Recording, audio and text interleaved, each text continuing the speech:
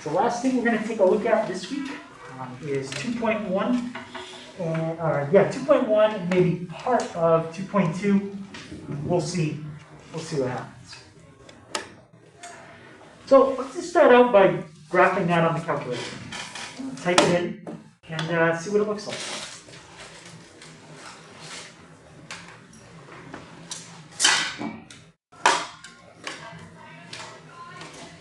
Okay, so it's 2x cubed minus 3x squared minus 3x plus 2.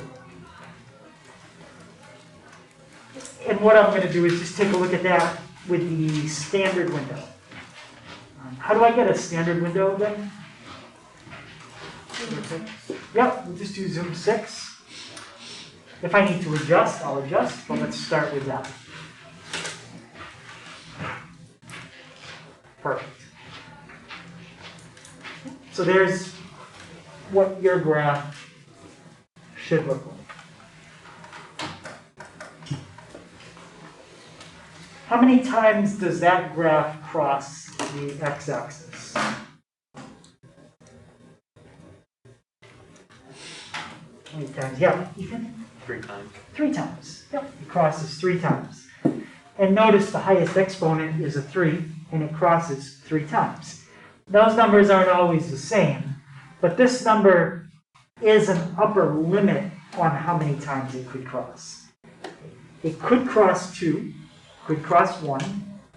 It couldn't cross 0, because this kind of graph always goes up forever, and it goes down forever.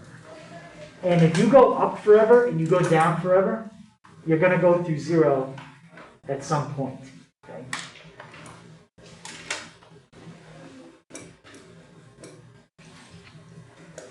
Now, at all 3 of these, it doesn't matter which one you pick, what is the y value of a coordinate that's right on the x-axis?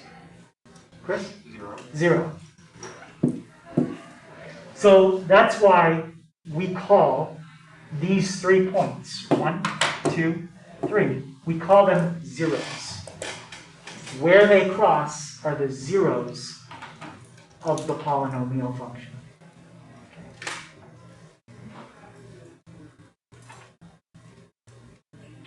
So let's now keep that graph in y1, but let's type this graph in y2.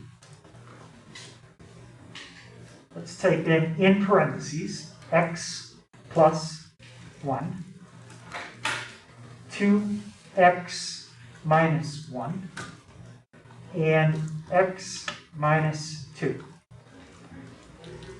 So keep what you have in y1, and what you're going to want to do is watch the screen as you graph. I'm going to hit graph. And how does what I typed in blue compare to the one that I just graphed in red?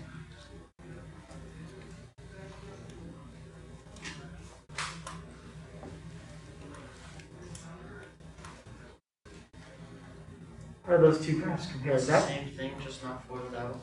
Yeah, it's the same thing. If you were to FOIL all this out, those 3 sets of parentheses, and combine like terms, kind of like we did in one of the homework problems, you would get this. Now, this, so that's just a calculator thing to show. This is very handy if you want to find the zeros. I can very quickly tell you that the zeros, or the spots where this crosses the x-axis, without even looking at the picture, are -1, 1/2, and +2. All I have to do, if it's factored, is look at each factor and figure out the number you could plug in for x that would make the first parenthesis 0, the number you could plug in for x that would make the second one 0, and the number you could plug in for x to make the third one 0. So the 3 answers that we get are -1, 1/2, because 2 times 1/2 is 1, and 1 minus 1 is 0. And the last one is 2. Now, since Since we already have it graphed on the calculator, another easy way to check those numbers is to press second table and try typing those numbers in. Put in -1 and look at what you get. 0. Plug in 0.5. 0. Plug in 2. 0.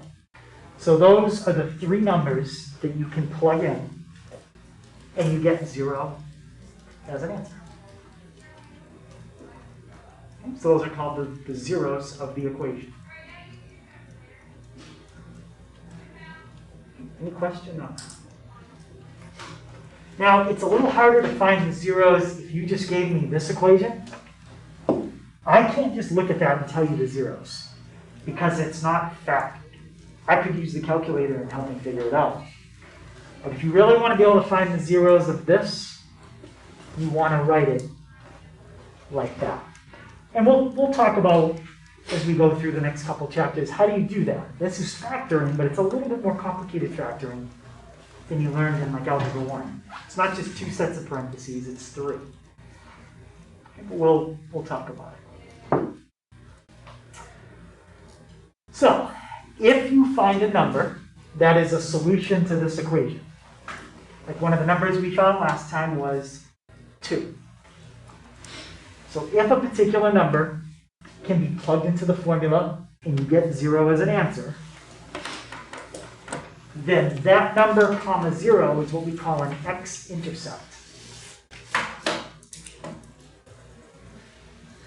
It's called an X-intercept.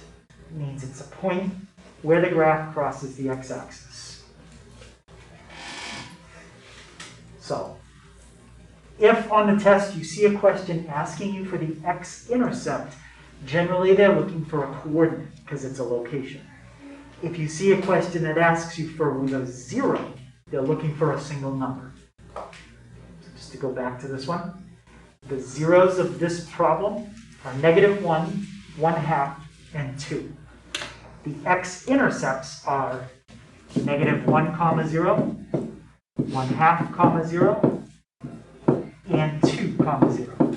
Those are the three coordinates where our graph crosses the x-axis.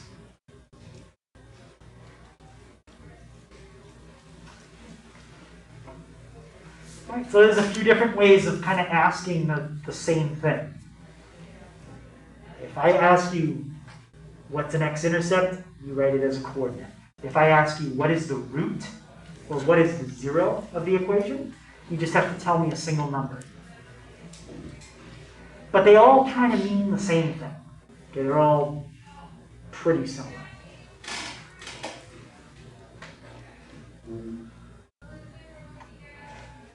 So let's take a step back and let's not think about a graph that can curve a bunch of times. Let's just think about something that's linear. If something is linear, how many times can it cross the x-axis? Yeah, it can only cross once. Right? Here's your graph. I guess if it was perfectly vertical or perfectly horizontal, it might not cross at all. That'd be a special case. But in general, to find the one spot where the graph crosses the x-axis, it's 2 steps. Bring the b over to the other side, and then divide by a. Okay, so to figure out the root, or to figure out the 0, or the x-intercept of a linear equation, set it equal to 0, and solve for x. In worst case scenario, it involves 2 things. Minus the b, and then divide by the number in front of x. And that's where this comes from. All right, let's try that. So here's a linear equation, and I want to find the root. I'm going to find the 0 of the equation. So Matt, what would be my first step to get x by itself? You would subtract 3. Yep, so subtract 3. And my last step? Divide by 2. Divide by 2. So the answer is negative 3 over 2. Negative b divided by a. It's exactly the same format I had right up above. All right, any questions on how we found the root of that equation? And that is the only one. There isn't another number that you could plug in and get 0 in that equation. All right, let's think about 1 degree higher. Let's not think about linear now, let's think about quadratics. How many zeros can the graph of a quadratic have? Yeah, Sarah? 2. Any other situation that could come up? Besides 2? Yep, Sarah? If the vertex touches X, like is on X, Okay, what would happen then? then you have 1. Anything else? Yeah? 0. You could get 0 if it was like a U shape that was moved up, right? And it doesn't touch at all. So remember, 0, 1, or 2. And we have a way to figure that out without even doing out the whole problem. We talked about this maybe a couple days ago. If you calculate out b squared minus 4ac, there's 3 things that can happen. It can come out positive, and that means that we cross the x-axis twice. It can come out to 0, and that means your parabola just touches the x-axis, so it only touches it once. Or b squared minus 4ac could come out negative. And if it comes out negative, then it has no x-intercepts. Okay, so this is called the discriminant, and it tells you how many times your graph can cross the x-axis. Only works for a quadratic. Nothing else.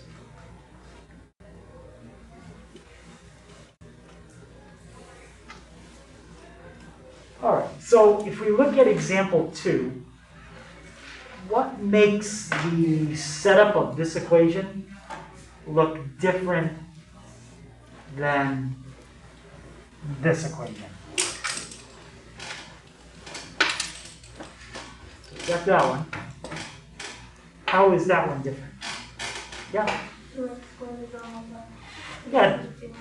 Yeah, we basically, in the one in the black box up above, everything is on one side. Here, you've got stuff on both sides. So let's put everything on one side. Generally, when you're solving a quadratic, we kind of like to have the squared term positive. So let's put everything on the left.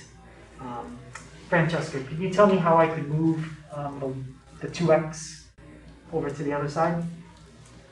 You just where you have it over. Yep, so we can add that. Add that. And I mean, we can rewrite it. So 2x squared plus 2x equals 1. And Casey, how would I get the 1 over here? Yep, subtract the 1, subtract the 1. 2x squared plus 2x minus 1 equals 0. Now we can type that in on the calculator. Okay, we're going to graph that, and we're going to look for where it equals 0. Okay, let's try it.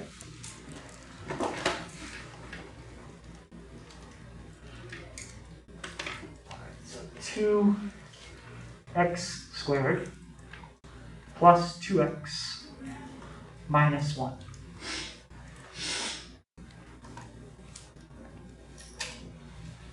Now, I could check real quick, b squared minus 4ac.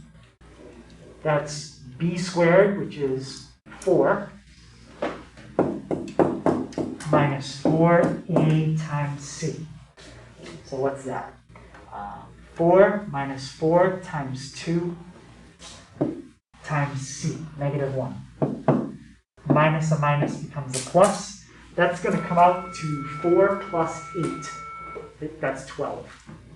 So this is positive. Whenever the discriminant comes out positive, it's going to cross the x-axis twice. Where? I don't know. But I know it's going to cross twice. Let's do zoom 6. And there you go. It crosses twice, just like we said. Now, there's a way we can solve that. We could use quadratic formula, or there is a feature on the calculator to calculate where it crosses the x-axis. If I do second calc, anyone think they see an option there that would tell me where the graph crosses the x-axis?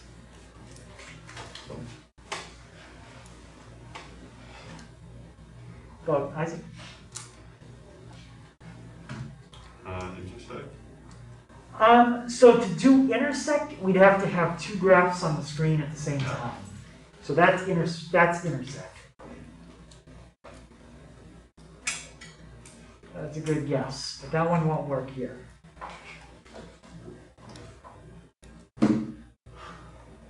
Would be, I don't know. Is that? 0. Yeah, we're going to calculate a 0. So the second option. When you do that, it's going to ask you 3 questions like it always does. Pick a point that you know is to the left of one of your zeros. Pick a point that you know is to the right. And now it's got those 2 dotted lines, so it's going to look between them to see where it crosses.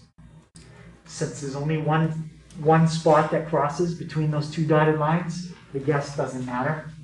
So if I hit enter, I get negative 1.37. And it's okay to write that as a decimal because they specifically said an approximate answer was fine. Only way to get an exact answer is to go through quadratic formula. Okay. All right, so that's my first one. So about negative 1.37. And then do the same thing again to get the other one. Second, calc 0. Pick a point, this time that's will be there. And then over here. And then you guess, we'll find the answer once you hit enter. It says point, you probably can't see it. It says 0.366, or about 0.37.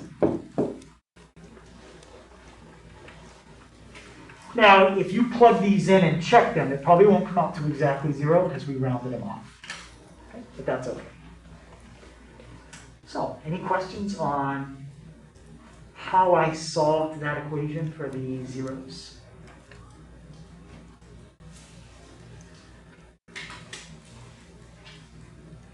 Okay. So, how do you find roots graphically?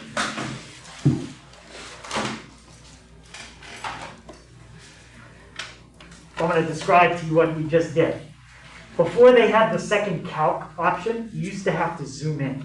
You'd have to keep zooming in and zooming in and zooming in until you could see it. Now, with the second calc 0, you don't have to keep zooming in and zooming in until you can see it. All you have to do to find a root graphically is use the 0 feature on the calculator.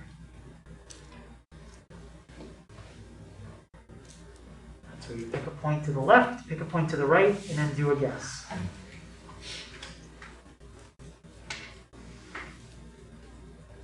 Right, let's try another one. Why would this, or why could this one be harder to do algebraically? Anybody tell me what in that equation could make it a little more difficult than the last problem we did? Yeah?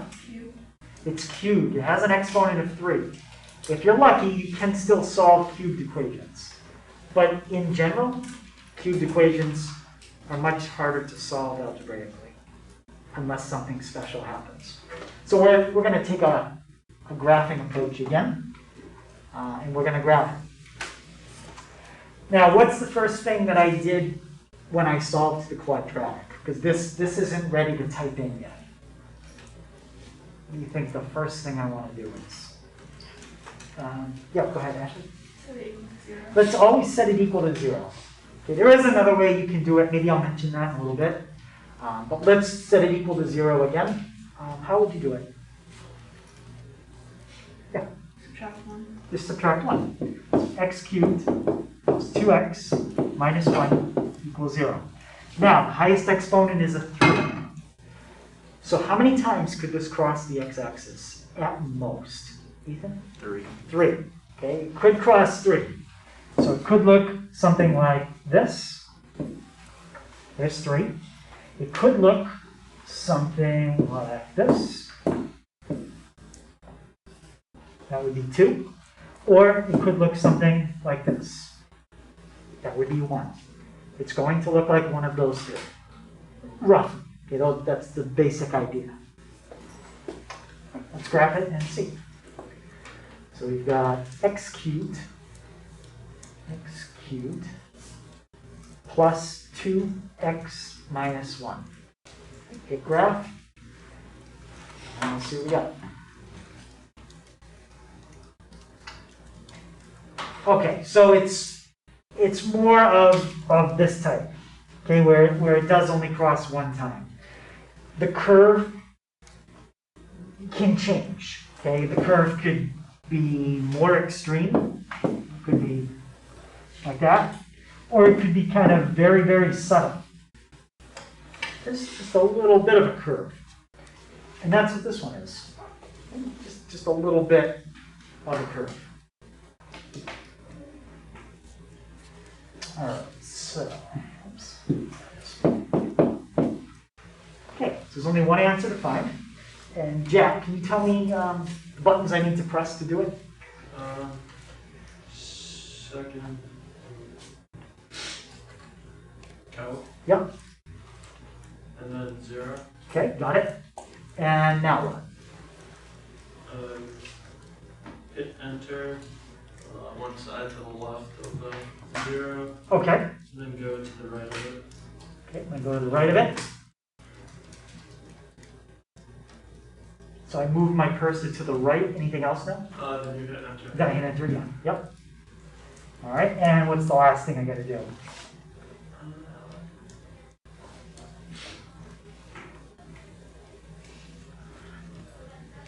not sure. I'm going to help him out. What's the last step? Because it hasn't given me the answer yet. Actually? You just click enter again. Yeah, just hit enter again. We're just doing the guess. But again, the guess doesn't matter because there's only one answer. So we'll hit enter. And it tells me the 0 is at 0.45. And that's it.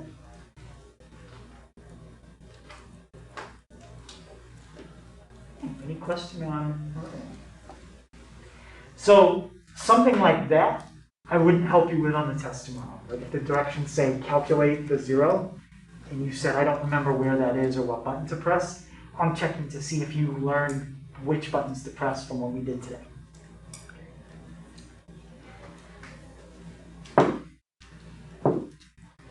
All right, so third degree polynomial. Now you've got one exponent higher. So we talked about linear, we talked about quadratic, now we're talking about cubic. So with cubic, these are the different types. Kind of showed you some of them earlier. It either can go up as you go to the right, or it can go down as you go to the right.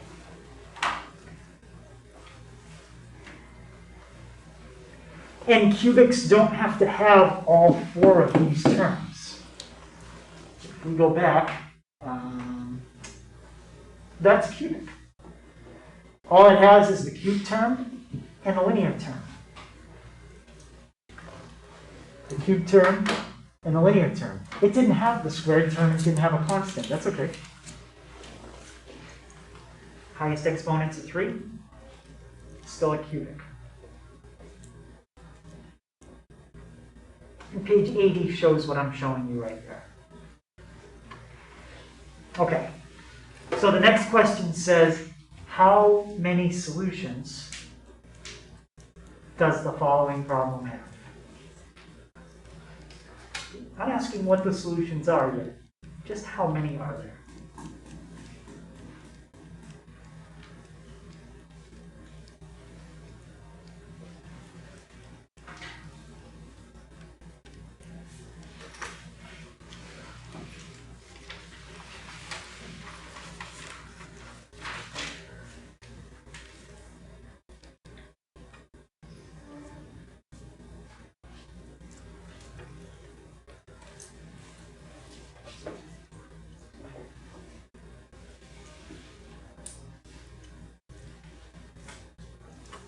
It's already equal to 0 for us.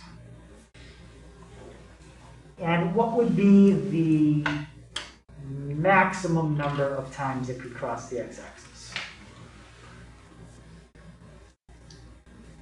Chris? 3 times. Could be 3. So let's take a look and see. All right, so we've got x cubed minus 5x squared plus 6x minus 1. And let's hit graph.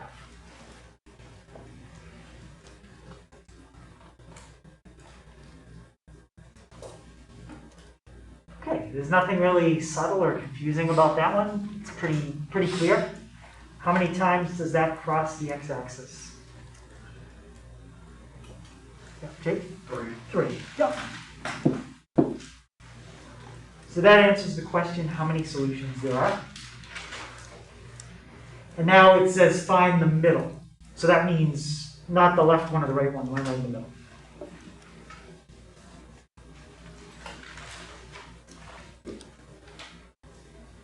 Right, so Abigail, can you tell me how to find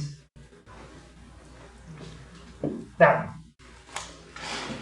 You get the second count Yep. and then 0. Okay. And you go to the left of the 0 that you're trying to find and hit enter. Yep. Want to make sure we're just to the left of the one we're trying to find. And hit enter. And then you go to just to the right. And All right. enter again. Enter again. Now I have this. And what's my last step? Just hit enter again. Yep, just hit enter again. And it tells us, if you can't read it, it's about 1.55. So if you tried it on your calculator and you got about 1.55, then you did it correct.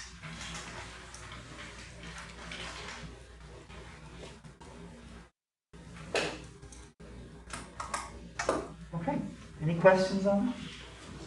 So that's really what 2.1 was all about. Okay, just basically finding roots using the calculator.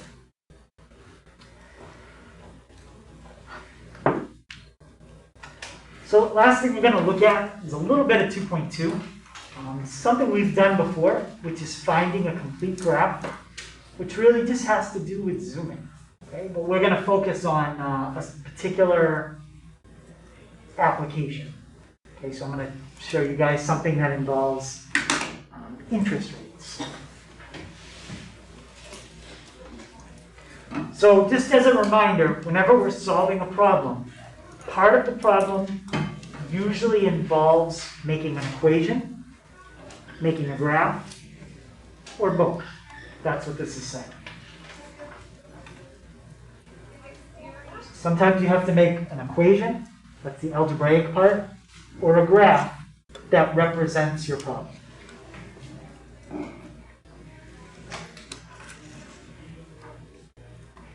Right, so we'll try to look at 2 examples. There's really nothing in terms of like a big process to explain. We're just going to look at 2 examples and see how to solve it.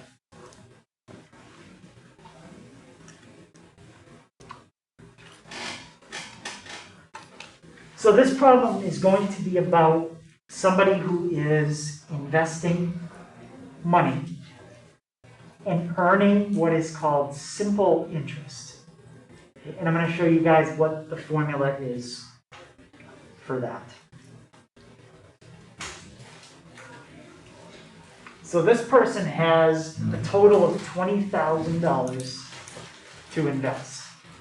Okay, we don't know what the investment is. Maybe it's like stock market, maybe it's like some kind of IRA thing, whatever it is, but they got $20,000 to invest. They're going to take the $20,000 and they're going to split it up between two investments. One of the investments pays 6 3/4% interest. The other investment pays 8.6%. And these investments pay what's called simple interest. This is the formula for simple interest. Interest equals PRT.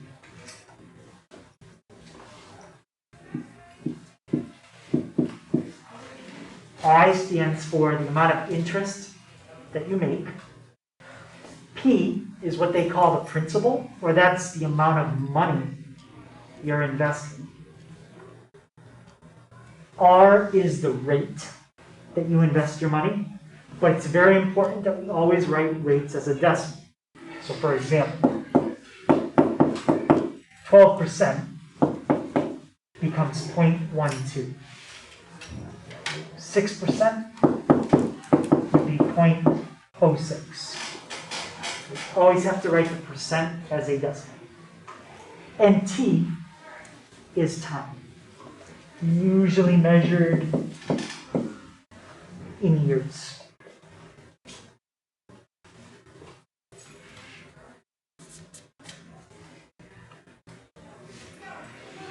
Okay, any questions on the formula?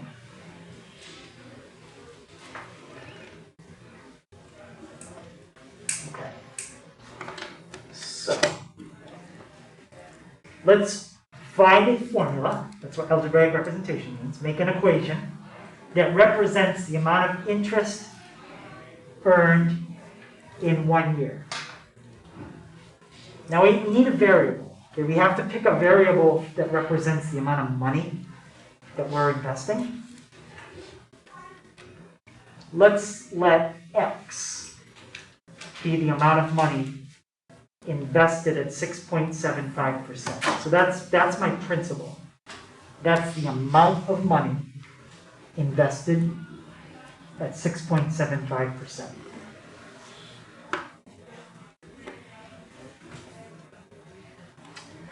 Okay, so first I just kind of want to think of like the big picture. They want us to find an equation that represents the interest earned. How many different investments is Bill going to make money from?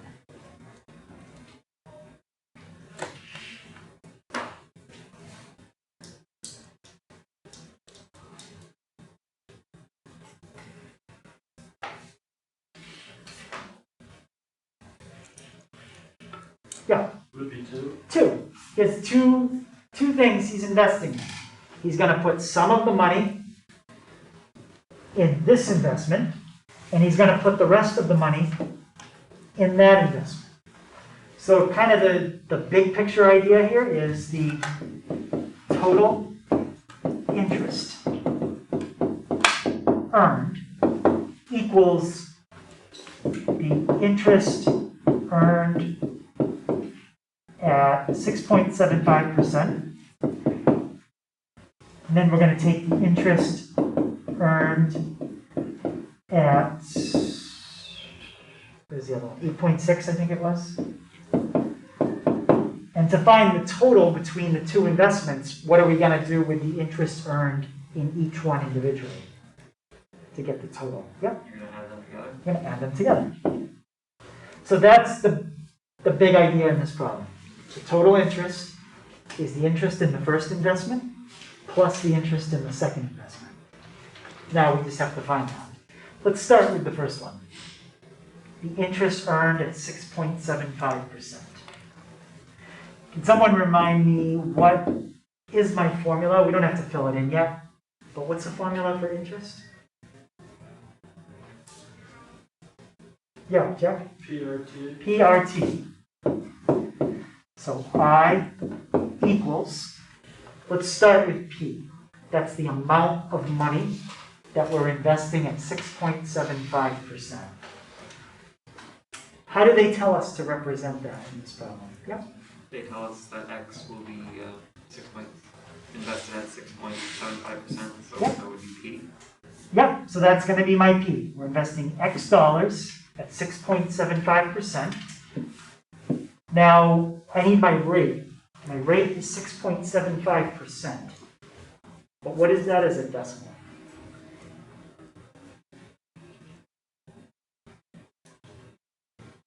Yeah, 0.0675. 0.0675. And the time, how long are we doing this investment for? Finding interest earned in 1 year. So I don't even need times 1. I can put times 1, but that doesn't matter.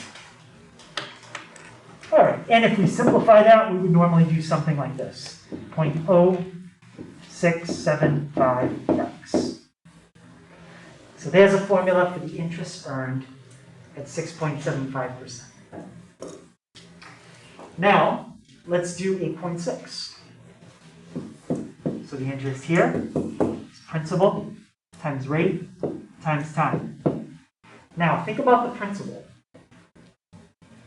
How much total money did it say Bill had to invest? 20,000. He had 20,000.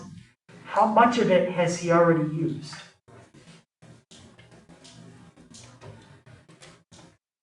He's already invested some of it. How much of it has he invested?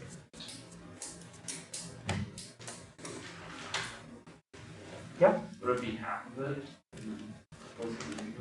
We don't know an exact amount. We only know a variable.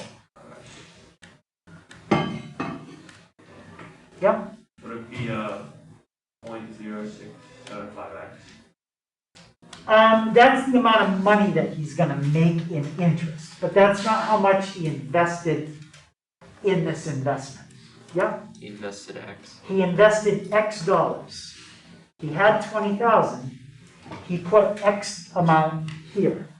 So what does he have left to invest? Yep. Like, be half of X. Well, we don't know if he's going to split it equally. He may put $1 in the first investment and then $19,999 in the second one. He's not necessarily splitting it equally.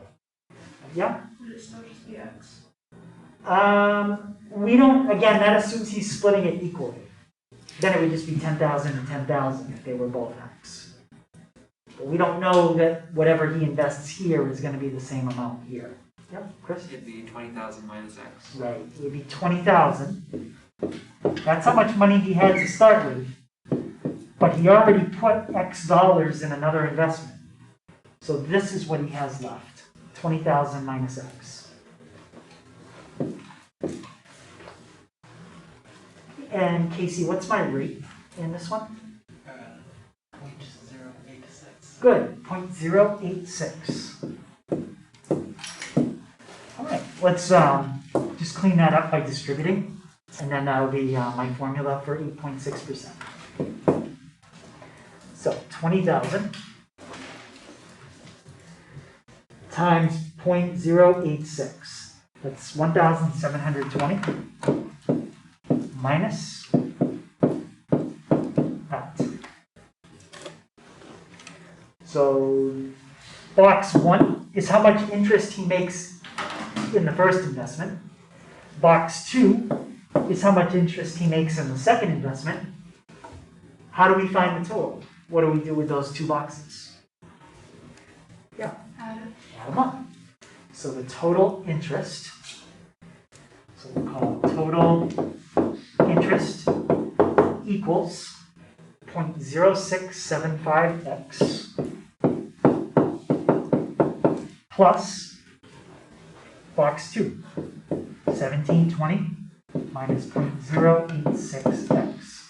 This is box 1. This is box 2. Are there any like terms that I can combine together there?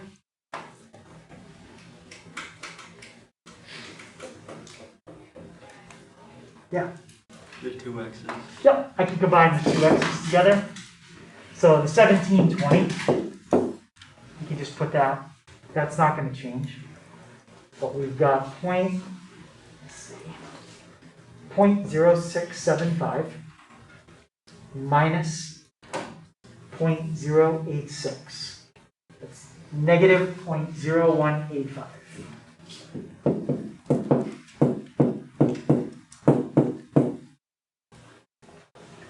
So now, if you tell me X, which is how much money Bill invested at 6.75%, if you tell me he put $1,000 in the first investment, I could plug that in right here, and it'll calculate the interest for both investments added together on here. But that's my formula. And that's all I wanted for this part. Find an algebraic equation. Question on that equation? Okay, so we'll do something with that on the calculator in just a second. So when you graph something, when you have a word problem, there's a difference between just graphing this equation from an algebra point of view versus graphing it from the word problem. With the word problem, you have to take into account what doesn't make sense. X is an amount of money invested. What kind of numbers wouldn't make sense if you're investing money? Yeah, go ahead, Jake. Negative. Yeah, negatives. Maybe negatives would make sense algebraically, right? You could plug -2 into this equation, and you could definitely get an answer, but it's meaningless in this problem, right? So that's what I mean by the difference between showing a graph algebraically versus just taking into account what makes common sense in the problem. Okay?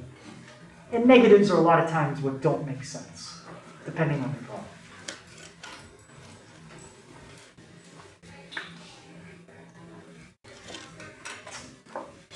So, let's say that Bill earned a total of $1,509.10. That's how much money he earned in total. The question is, how much money did he put in the first investment, and then how much in the second? So look at this, $1,509.10.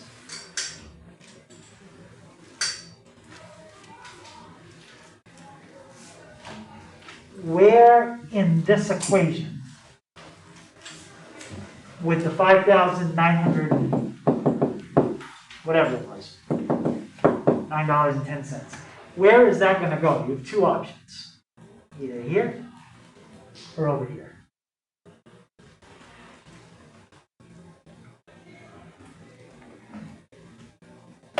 Yep, Sarah? On the left. On the left, that's the total interest. So he earned $1,509.10. That's the total interest. And we're going to set that equal to the formula that calculates the total interest. They're just not telling us how much money he invested. We're figuring that out. I need the equation again. Negative 0.0185x.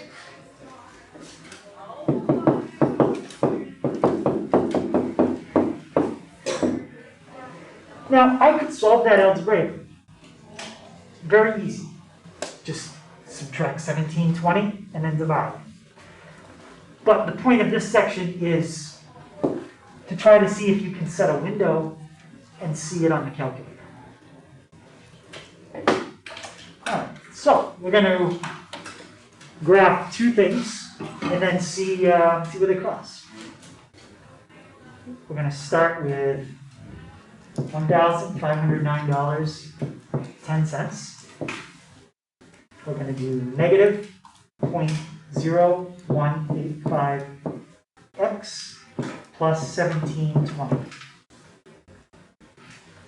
If you think of y equals mx plus b, this 1720 is like my what?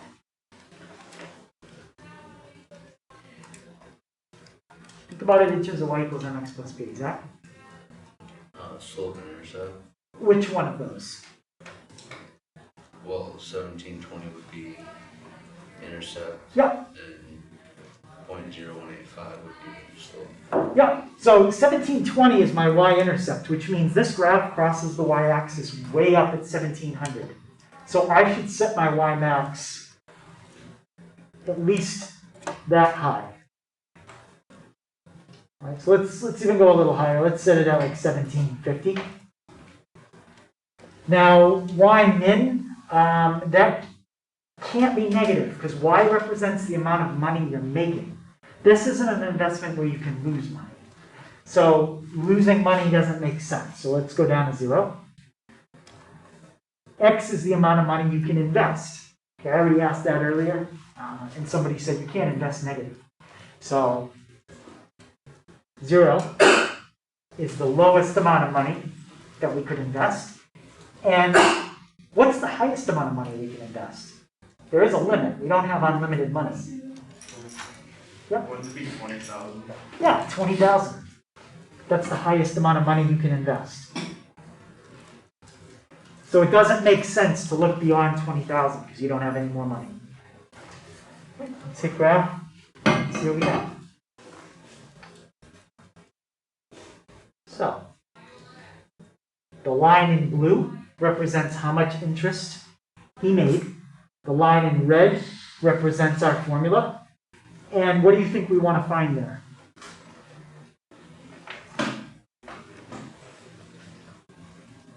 Oh, Francesca, what do you think? Where they cross. Yeah, you want to just find where they cross. And I think we've done this one before. Second calc intersect. Pick a point on the blue. Pick a point on the red. And do they cross more than once? No, so the guess doesn't matter. So X equals $11,400. Now, if you don't remember what X is, just go back up.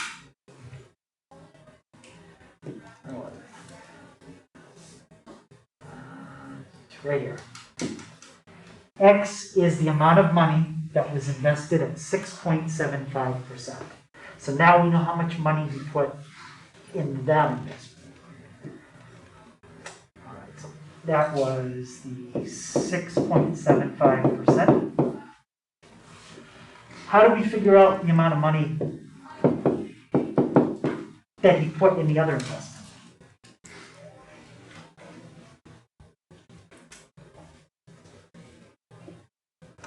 Yeah? 20,000 minus X. Yeah, 20,000 minus X. He only has 20,000. He's investing all his money. If he put that much there, whatever's left over is going to go in the other one.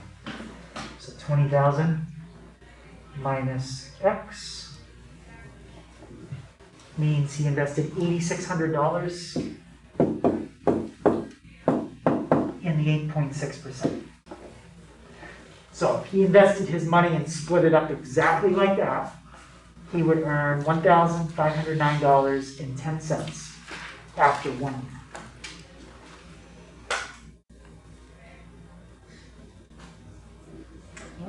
And that's it. All right, so let me give you guys a kind of a list of things you should know for tomorrow. Let you copy that down, and then I'll tell you what's on the